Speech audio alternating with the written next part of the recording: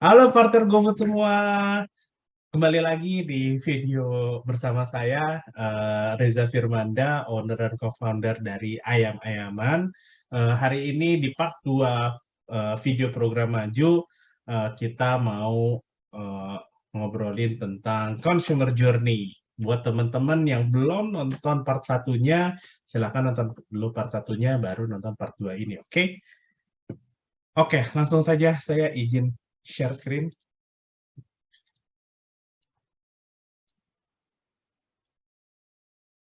Oh ini assalamualaikumnya lagi. Ya, assalamualaikum. Buat yang belum kenal, nama saya Reza Firmanda. Eh, saya owner dan co-founder dari Ayam Ayaman. Saya berjualan udah dari 2014 dan join GoFood di 2016. Buat yang udah tahu, berarti udah nonton di part satunya. Buat yang belum, silahkan nonton part satunya dulu. Oke? Oke, kita lanjut ke materi part 2 ya teman-teman. Tentang dasar sukses berbisnis, tapi kita ngomongin tentang consumer journey nih. Apa sih consumer journey atau customer journey? Intinya adalah tentang perjalanan si customer gitu. Perjalanan customer sebelum dia akhirnya membeli barang gitu kan. Nah, ini juga perlu kita tahu selain dari 3 hal yang perlu kita tahu di video part 1 teman-teman. Karena ini penting juga. Nah, jadi intinya kita harus tahu nih teman-teman tentang perjalanan perilaku pelanggan. Intinya kayak dari sering lihat atau bahkan dari belum pernah tahu sama sekali, terus akhirnya sering lihat, terus akhirnya kenal, terus akhirnya tergiur, terus akhirnya terbeli. Nah, kurang lebih singkatnya sih seperti itu ya. Nah, jadi eh, kita maksudnya customer itu ada beberapa tingkatan itu, bukan beberapa tingkatan, melalui beberapa hal gitu. Yang pertama namanya itu adalah awareness. Nah, jadi sebelumnya itu customer itu benar-benar belum tahu apa-apa nih teman-teman. Nah, tapi karena tiba-tiba mungkin ngelihat di iklan kah, ngelihat di GoFood kah gitu, ngelihat iklan di GoFood kah misalnya gitu. Kayak, ih apa nih ayam-ayaman gitu kan, kok kayaknya menarik gitu kan. Nah, itu di situ aja tuh udah namanya dia aware tentang brand ayam-ayaman. Nah, mungkin di sini juga teman-teman yang nonton sekarang eh, belum tahu tuh yang namanya ayam-ayaman gitu kan. Dengan saya menyebut brand saya ayam-ayaman. Nah, jadi teman-teman udah pernah dengar nih brand ayam-ayaman. Nah, di situ teman-teman sudah masuk di step pertama yang namanya aware, di awareness. Nah, jadi dia pelanggan itu pernah mendengar atau pernah tahu, pernah tertarik atau terdorong gitu terhadap brand atau produk yang kita jual. Nah, ketika misalnya dia, apa nih ayam-ayaman gitu, kayak sudah tertarik, akhirnya dia coba cari tahu nih gitu. Oh, ternyata ayam-ayaman punya Instagram, Instagramnya @ayamaymanbdg, coba cari gitu.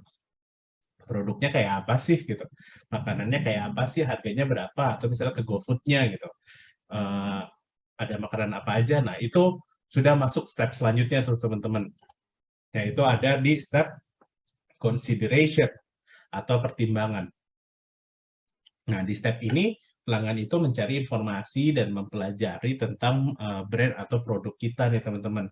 Jadi kayak mereka seolah-olah kayak bukan seolah-olah sih, mereka kayak meyakinkan diri kayak beli nggak ya, menarik nggak ya si produknya ini gitu. Nah, di sini uh, ya bisa aja cari tahunya di GoFood-nya kah atau di Instagram-nya kah gitu. Nah, nanti tools-toolsnya nanti akan saya jelasin ya teman-teman di slide-slide selanjutnya. Nah, setelah consideration nih kayak, ini ayam-ayaman kok menarik banget nih, harganya pun juga terjangkau gitu, apalagi ada promonya misalnya. Terus akhirnya ya udah deh, coba deh beli gitu kan. Nah, itu ketika sudah beli, dia sudah masuk step selanjutnya yang namanya conversion. Di situ customer membeli intinya. Nah, terus setelah beli, ih kok enak ya gitu. Ah, coba menu yang lain lagi deh. Akhirnya beli lagi, coba menu yang lain. Ih, kok enak ya menu yang kedua. Ah, coba yang lain lagi deh. Yang ketiga, kok enak ya. Akhirnya kayak, oh ini semuanya enak nih. Akhirnya besoknya beli lagi, beli lagi, beli lagi. Hampir setiap hari beli ayam-ayaman gitu. Nah, itu ketika seperti itu sudah masuk ke level selanjutnya yaitu retention. Jadi si konsumen ini udah setia, teman-teman. Jadi konsumen ini ya terus membeli, gitu, teman-teman. Nah, jadi itulah step-stepnya dari konsumen ini nggak tahu gitu. Jadinya sampai ke konsumen ini setia. Nah, tapi coba deh lihat bentuknya itu dia dari atasnya besar ke bawahnya mengecil. Nah, ini yang disebut namanya funneling marketing, teman-teman. Jadi bentuknya kayak corong. Nah, kenapa seperti itu? Ya, karena ya apa yang keberjalanannya gitu. Orang yang misalnya pernah mendengar, pernah tertarik dan atau bisa terdorong tentang brand, misalnya brand ayam-ayaman, tidak semuanya itu sampai pada tahap consideration gitu. Dan juga orang yang di tahap consideration tidak semuanya membeli gitu, masuk ke tahap conversion, dan tidak semuanya di tahap conversion itu pada akhirnya menjadi pelanggan setia gitu. Jadi jumlahnya itu semakin sedikit, sedikit, sedikit, dan sedikit gitu. Nah, kurang lebih konsep teorinya seperti itu ya, teman-teman. Oke, itu tadi teori tentang lumayan generalnya nih, lumayan luasnya. Tapi kalau misalnya di GoFood seperti apa nih journey si customer-nya nih ketika mau membeli membeli suatu produk atau membeli makanan atau minuman di GoFood. Nah, ini buat FYI aja. Jadi penting untuk diketahui juga, berbeda dengan resto fisik, di GoFood itu pelanggan hanya bisa dipancing oleh indera penglihatannya. Jadi kan kalau misalnya kita ke restoran fisik nih gitu atau ke toko fisik, mungkin kita bisa memanfaatkan indera-indera yang lainnya, contohnya penciuman gitu, kayak misalnya lewat toko roti, sengaja tuh dibikin wangi-wangiannya keluar gitu kan, habis keluar dari oven itu, wangi banget nih roti, kayaknya fresh banget gitu. Akhirnya pengen beli gitu. Yang tadinya nggak ada keinginan gitu kan untuk beli, tapi ketika mencium wanginya si roti yang baru dikeluar dari oven itu akhirnya saya tertarik gitu kan. Jadi akhirnya saya pengen beli, akhirnya ya udah saya beli. Nah, itu kan kalau misalnya di toko toko fisik bisa seperti itu. Tapi kan kalau misalnya di GoFood ya kita nggak mungkin gitu bisa seperti itu. Jadi yang bisa kita manfaatkan, yang bisa kita trigger, kita pancing inderanya adalah indera penglihatan. Nah, ini saya simulasi seolah-olah saya belanja di GoFood ya, teman-teman. Jadi ketika buka aplikasi Gojek gitu kan, di situ ada GoRed, GoCar dan lain-lain. Terusnya di situ ada GoFood. Ya pastinya karena kita ngobrol dengan GoFood, klik GoFood-nya, nah terus keluar nih kayak gini nih biasanya. Nah, kalau misalnya saya biasanya kliknya langsung near me. Nah, di near me-nya nanti keluar tuh restoran-restoran yang terdekat dari saya gitu, dari 0 km sampai ya pokoknya kalau misalnya scroll-scroll ke bawah lebih lebih jauh lagi gitu kan. Nah, tapi di situ selain nama resto ada beberapa hal yang ditunjukin tuh di situ tuh. Nah, di situ ada bintang 4,8, bintang 4,7, bintang 4,6 gitu kan. Nah, itu namanya rating. Rating apa nanti ada di video-video selanjutnya ya, teman-teman. Terus di situ juga ada yang namanya sponsor, ada tulisan sponsor gitu kan.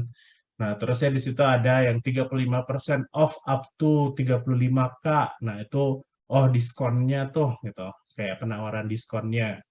Penawaran diskonnya beda-beda tuh, ada yang 35%, ada yang cuma 11.000, ada yang 35% tapi sampainya 28.000 gitu. Nah, itu kelihatan tuh di situ, teman-teman. Nah, terus ini balik lagi nih, misalnya saya nggak mau mencet near me. Nah, konsumen tuh bisa juga untuk dia ngetik sendiri tuh di atas itu.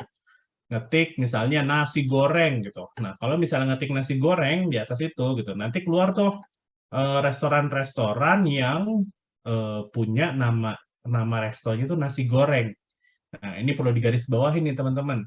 Yang keluar itu awalnya itu adalah resto-resto yang nama restonya ada kata-kata nasi goreng. Nah, jadi ketika nulis nasi goreng, keluar tuh nama-nama resto yang ada nasi gorengnya. Nah, kalau misalnya di situ kan tadi kan ada promo-promo gitu kan dan lain-lain, tapi bisa dilihat juga semua penyedia nasi goreng itu dia punya foto profil berbeda-beda gitu. Nah, yang tadi kan yang saya bilang indera penglihatannya nih yang di-trigger gitu. Apakah yang membuat dia tertarik? Apakah promonya? Apakah foto produknya gitu kan?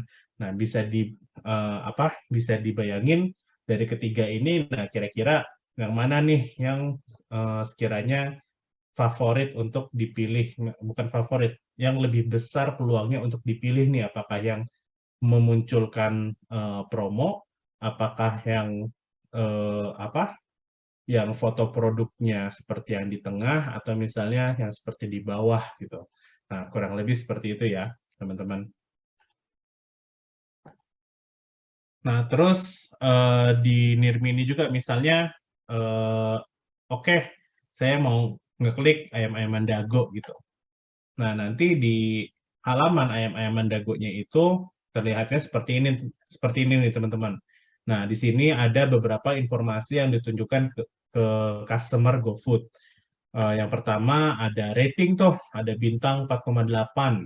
Terus ada tulisannya 22K plus ratings gitu kan. Terus ada 12 discounts are available. Ada diskon, ada 12 kupon diskon yang bisa dipakai tuh gitu.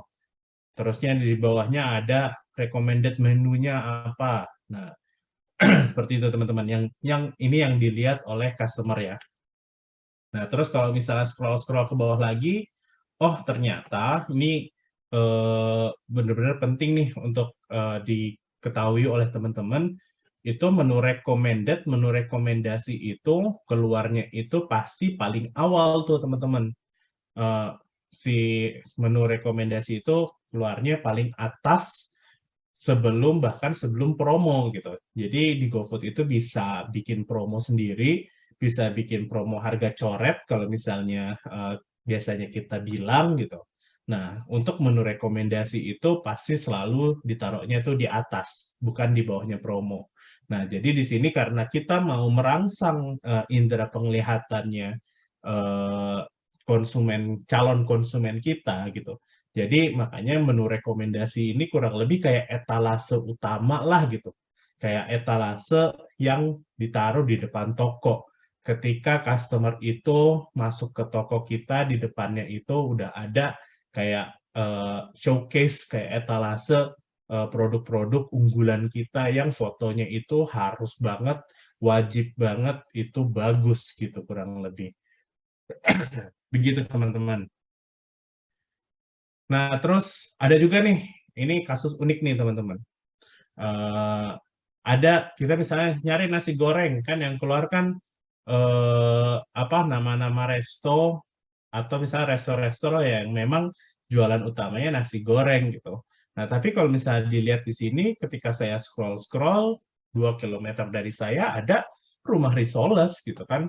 Kok nyambungnya apa gitu kan. Ingat di part 1 video kita gitu kita punya benang merah gitu kan kita mau dikenalnya sebagai penyedia apa gitu. Nah, walaupun kita punya side product, punya produk sampingan, tapi jangan terlalu jauh gitu kan. Nah, tapi ini rumah risoles nih, berarti kan ya ekspektasinya saya mencari risoles dong gitu untuk ke ke restonya yang ini gitu. Tapi ternyata ketika nge-search nasi goreng keluar juga tuh gitu.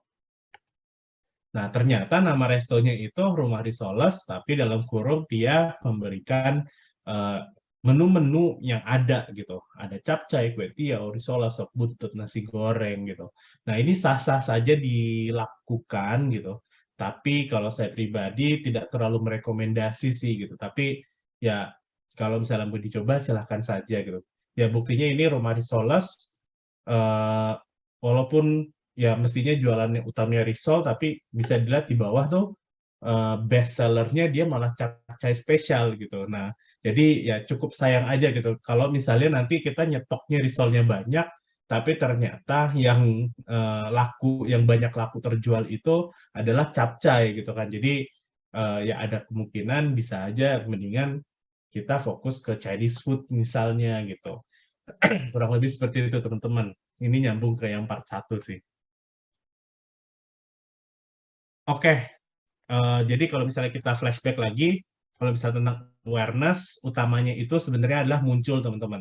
Jadi muncul ketika customer itu browsing, di situ ya tools-toolsnya kayak alat-alat yang harus bisa kita maksimalkan adalah foto profil sebagai daya tarik utama gitu. Jadi customer itu tertarik sama foto profil kita, apakah itu tentang promonya, tentang foto produk gitu. Terus bisa pasang iklan juga yang tadi ada sponsored. Sponsored itu adalah iklan. Jadi kita munculnya walaupun agak jauh tuh, nggak 0,0 kilometer, nah dia bisa muncul duluan tuh gitu. Nah, terus kalau misalnya di consideration ada promo, ada rating gitu yang bintang 48, bintang 47, 46 gitu. Nah, itu bisa menjadi alat pertimbangan untuk customer tuh, selain menu rekomendasi, foto menu juga, deskripsi menu, dan lain-lain. Terus pas beli, pastikan nih teman-teman stoknya tersedia, terus juga jam operasionalnya itu sesuai. Jadi kalau misalnya udah tertarik gitu, udah pengen beli customernya, nggak taunya stoknya lupa kita update teman-teman. Nah, itu jangan sampai kayak gitu. Terus atau enggak misalnya customer udah mau beli, nggak taunya kita lagi tutup gitu. Mungkin lagi bebersih kah, lagi apa, kita lupa tutup. Jadi kan customer kan kecewa di situ. Nah, untuk retention, ya intinya ya pengalaman belanja yang baik, ya tadi ketika stoknya di GoFood ada, ya ada. Kalau misalnya nggak ada, bisa dimatiin. Cara matiinnya gimana, itu nanti ada di video lainnya, silahkan dicek. Terusnya kualitas makanan pasti harus baik gitu. Pokoknya pelayanan harus nomor 1, teman-teman. Mungkin gitu aja teman-teman, biar nggak usah terlalu lama videonya dari saya. Begitu saja. Kalau misalnya teman-teman punya pertanyaan seputar layanan Gojek, kalau misalnya di GoBiz bisa cek menu bantuan di aplikasi GoBiz, ada di lainnya, terus ada di bantuan, di situ sudah lengkap semuanya. Terus teman-teman yang belum gabung komunitas partner GoFood atau Kompak bisa gabung di Facebook-nya. Coba aja dicari, terusnya coba join di situ. Mungkin begitu saja dari saya. Terima kasih. Assalamualaikum warahmatullahi wabarakatuh. Dadah.